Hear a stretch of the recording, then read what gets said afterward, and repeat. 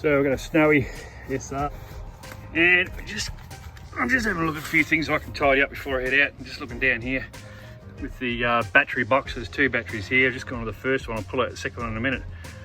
I actually see there's nothing down here beside here. There's nothing here, and that battery can go like this, slide around, get banged around, and also pull on the wires that are up the top.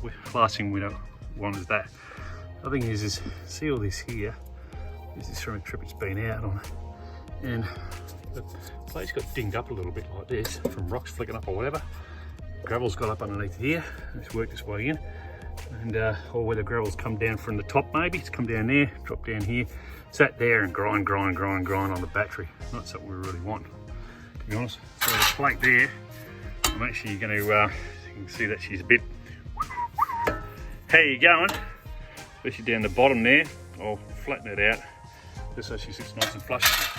Now, what I'm going to do here is I'm going to put a chock in here, and I'm going to put a timber chock in here to stop this battery moving around. And that should save it, give it more longevity.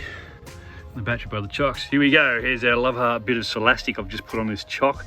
Now, why I put that in there, I'm just going to stick that all the way back. Now I'm going to drop that down. And why I've done that is just so it stays back there, because you've got this elongated slot down here. So when you take off your front, it pops out and slides down. So you don't have to take this top bolt out.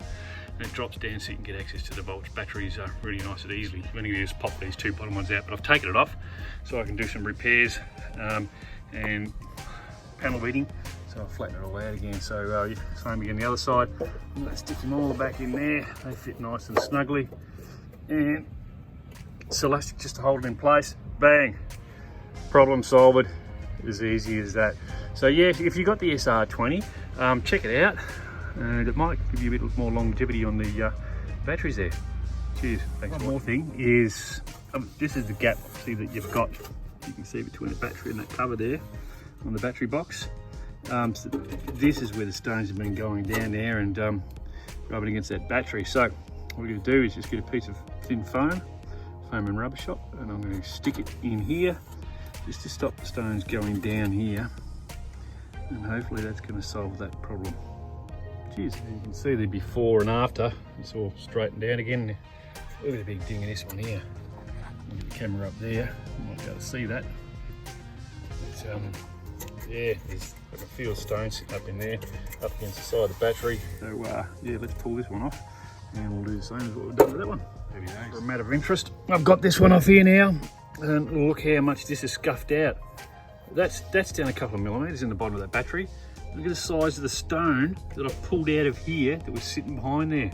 Batteries are not cheap. It's the last thing we want. So a mate of mine just sent me a little message, pool noodle as well. So yeah, so maybe we'll stick a pool noodle across here to stop these rocks getting down here. We don't need them in there. That's just going to bugger our batteries and cost us a whole lot of money. So definitely, if you've got the SR20 or your batteries are under here on whatever van you've got, do a little bit of maintenance and pull these guards off and make sure there's no stones in there or yonnies, and do what you can to keep them out of there. Otherwise, you're going to be chewing through batteries in no time flat. Cheers.